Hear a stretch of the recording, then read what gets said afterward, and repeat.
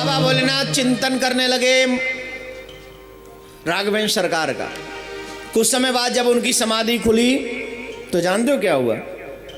सती विलोक्यो व्योम विमान। बाबा के पास आकर बैठ गई। बाबा ने अच्छा बगल में नहीं बैठाला, सन्मुख शंकर आसन दीना। कहां बैठाला? जोर से बोलिए। सामने क्यों बैठाला भाई?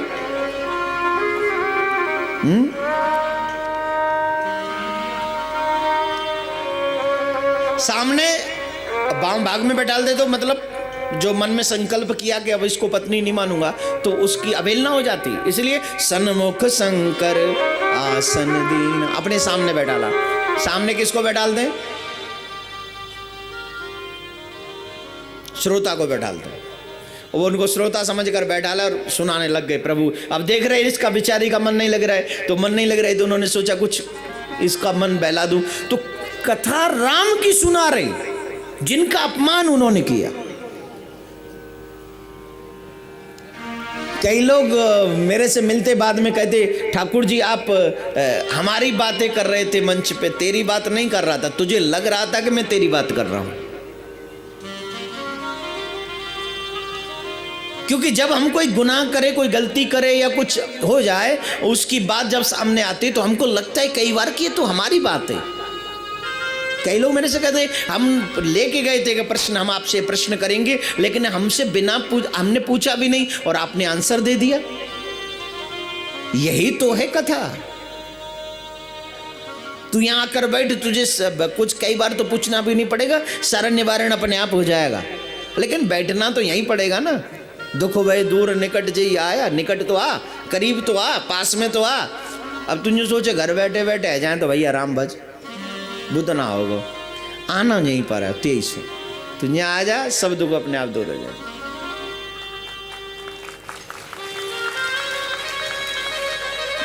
बंधु बांधव राम कथा सुना रहे, वो राम कथा जिनका परीक्षा लिया इन्होंने, और राम कथा सुना रहे। उसी समय सती ने देखा आकाश से विमान जा रहे हैं, विमान जा रहे हैं और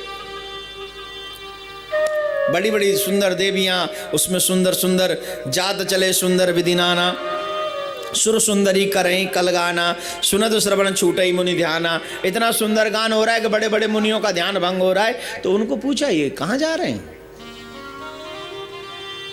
अब थोड़ी डरी हुई है, सहमी हुई है पति से। अब गलती जब होती है तो थोड़ा सा घर में होता ही है, तो वो ऐसे पूछ लिया महाराज ये सब कहां जा रहे हैं? बाबा भोलेनाथ कहने लगे देवी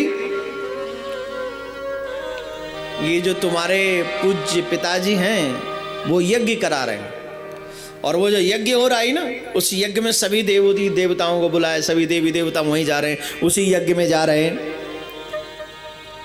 अब पिता के यहाँ यज्ञ हो रहा है ये सुनकर उनके मन में एक भाव आ गया, नहीं नहीं मुझे भी जाना चाहिए।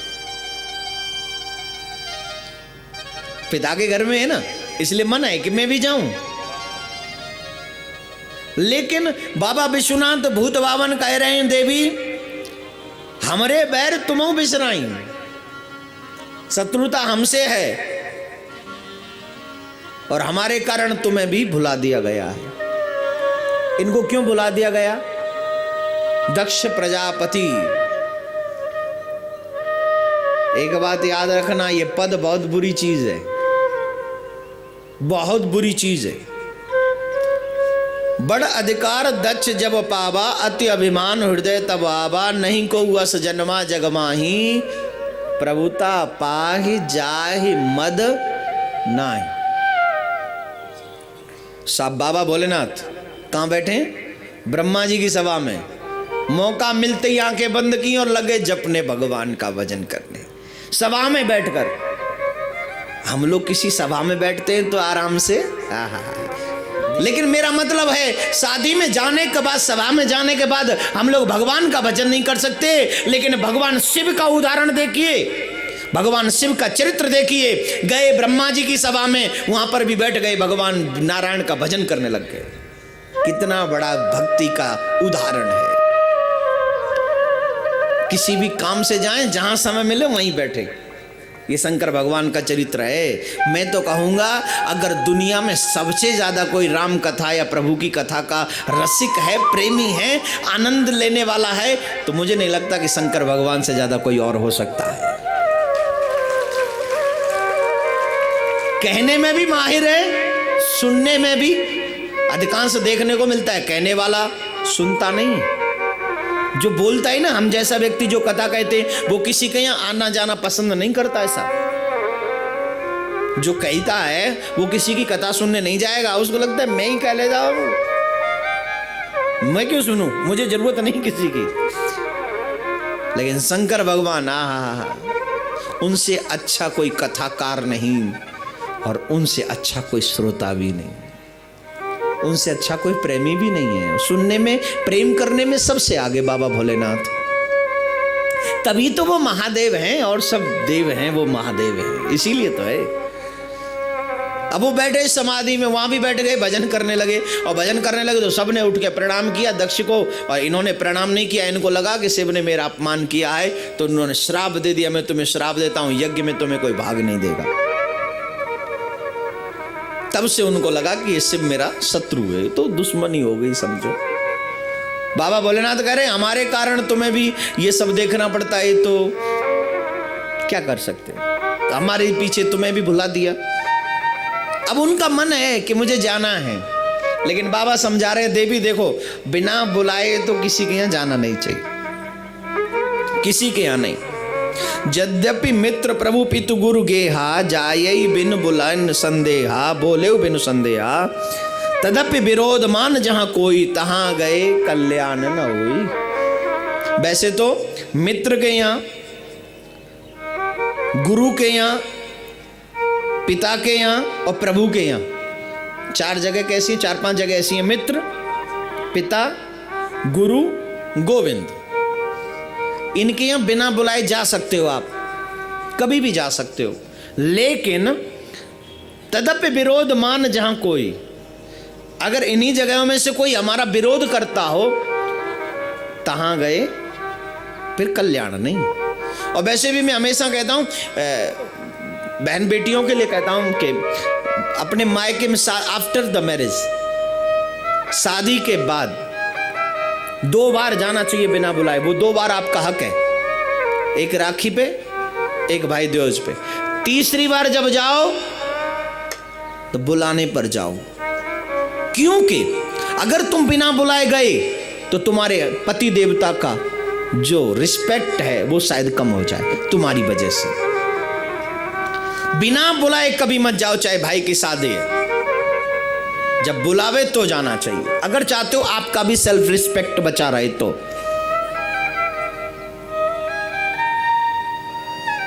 जिसको हम लोग आत्मीय सम्मान कहते हैं, तो हमको बिना बुलाए नहीं जाना चाहिए, चाहे पिता के घर ही जाना है। मन है कि जाना है, सती नहीं मानी तो बाबा ने कहा ठीक है तुम जाना चाहती हो तो जाओ। और तब सती जो है अपने पिता के घर गई। लेकिन गोस्वामी तुलसीदास बाबा ऐसा लिखते हैं, जब वो वहां पहुंची तो सेवकों ने भी उनका सम्मान नहीं किया दक्ष के डर से। राजकुमारी है भाई, राजकुमारी तो है, लेकिन अगर कुछ गड़बड़ हो गया तो हम इनका सम्मान करेंगे, राजा जी हमें नौकरी से निकाल दो। डर के मारे किसी ने कोई सम्मान नहीं किया, किसी ने नहीं पूछा कि तुम कैसी हो, पिता ने नहीं पूछा तुम कैसे हो, लेकिन मां ने सादर भले मिली एक माता, हृदय से लगा लिया, ले मेरी बेटी आई, मेरी बेटी आई। दक्ष प्रजापति सती बिलोक जरेऊ सब गाता, जैसे ही सती को देखा ना उसका अंग अंग जलने, मेरे शत्रु की पत्नी यहाँ क्या करने आई है। उसने ये नहीं सोचा मेरी बेटी है, शत्रु की पत्नी मेरे यहाँ क्या आई है, क्यों, अरे कुछ मांगने भेज, मन में घृणा सही ना।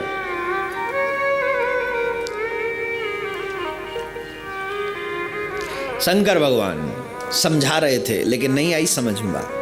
सती ने यज्ञशाला में प्रवेश किया, यज्ञशाला में पहुंची, यज्ञशाला में जाकर देखा कहीं भी शंकर भगवान का स्थान नहीं।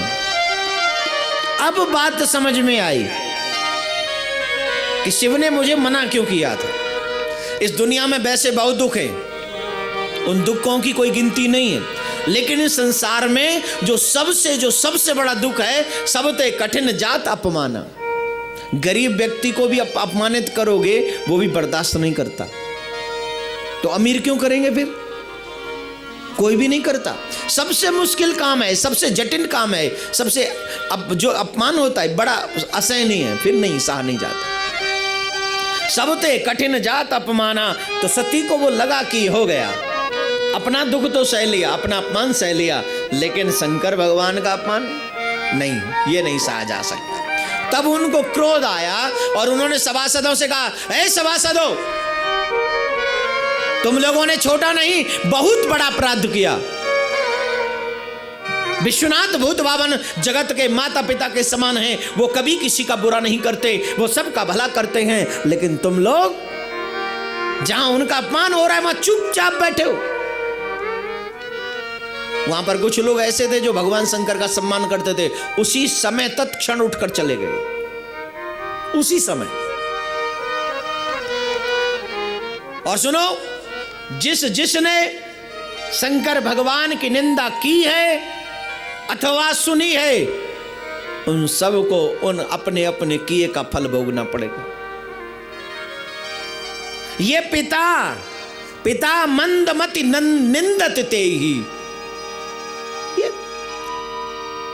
वो जगत आधार सबका भला करने वाले मेरा पिता उसी से शत्रुता समझता करते ही। ये मंदमति, मुझे इनका दिया हुआ जो आभूषण थे ना फेंक दिए, ये तेरा कुछ नहीं चाहिए, मुझे कुछ भी नहीं रखना, मुझे तुम्हारा दिया हुआ अपने पास में। कुछ लोग बैठे थे दक्ष प्रजापति के संग करने वाले, उन्होंने कहा, देवी शायद तुम भूल रही हो, ये जो शरीर है ना तुम्हारा, ये भी इन्हीं का दिया हुआ।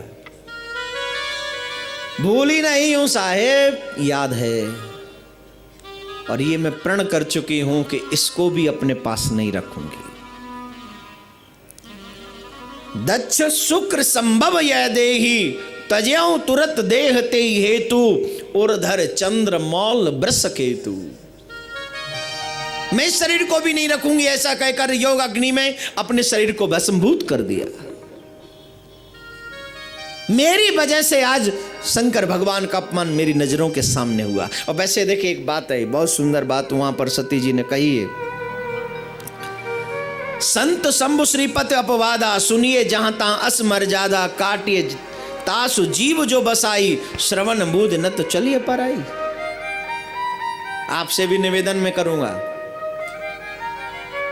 गुरु की निंदा, गोविंद की निंदा, माँ बाप की निंदा, पति की निंदा, सास ससुर की निंदा, अगर धर्म की निंदा, ग्रंथ की निंदा अगर कोई हमारे सामने करे, तो अगर तुम में ताकत है तो उसकी जीभ काट लो, न तरो अपने श्रवणों में उंगली डालो और वहां से निकल जाओ। मुझे लगता है जीभ काटने वाला सिस्टम ठीक नहीं है। नहीं, हंसने की बात नहीं है, हमको लगता है कि हम पहले लोग इतने श्रेष्ठ थे कि उनके पास में वो अधिकार था। हम लोग इतने श्रेष्ठ नहीं हैं, हमारे पास ये अधिकार नहीं है। तो मुझे लगता है दूसरा जो है विचार, ये बहुत अच्छा है। आंख अपने श्रवणों में उंगली देकर वहां से चुपचाप निकल जाओ। एक भी शब्द अपमानित हमारी वजह से हमारे श्रवणों में न पड़ जाए, हमारे गोविंद के लिए, गुरु के लिए, धर्म के लिए, समाज की तो कर छोड़ो, सास ससुर के लिए और माँ बाप के लिए, पति के लिए। और जो कहते, जो ऐसा कहते, जो सुन लेते निंदा, उनको गौ हत्या के बराबर पाप लगता है। इसलिए ना तो निंदा, और जब सुनने में निंदा का इतना पाप लगता है तो करने में कितना लगता होगा? बोलिए कितना लगता होगा?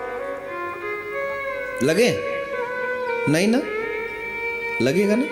तो इसलिए कभी भी ना तो निंदा करे और ना निंदा सुने। करना तो बहुत दूर, सुनना भी नहीं। अब वहां पर तो सब लोग हाहाकार होने लग गया, अरे सती ने प्राण त्याग दिया, सती ने प्राण त्याग दिया, ये क्या हो गया, ये क्या हो गया, ये क्या हो गया। सबका विचलित हो गए, भगवान के दूतों ने, शंकर भगवान के दूत जो साथ में आए थे, उनको लगा हमारी माँ का ये क्या हश्र हो गया। उनको लगा, उन्होंने भगवान भोलेनाथ के सती मरण सुन शंभुगन लगे करनमक कीस, यज्ञ विध्वंस बिलोक भृगु रक्षा कीन मुनीस। वो यज्ञ को विध्वंस करने लगे और दौड़ कर गए शंकर भगवान के पास में। और शंकर भगवान ने समाचार जब शंकर पाए, वीरभद्र कर कोप पठाए। समाचार जब सुना कि सती नहीं रही, शंकर भगवान को क्रोध आया। उन्होंने वीरभद्र को प्रकट किया और कहा, जाकर दक्ष प्रजापति को समाप्त करो। दक्ष प्रजापति गए और एक ही बार से गोविंदाय नमो नमः समाप्त कर दिया उसे। भगवान के विरुद्ध, धर्म के विरुद्ध कभी जाना नहीं चाहिए, और जो जाते हैं उनका कल्याण कभी नहीं होता।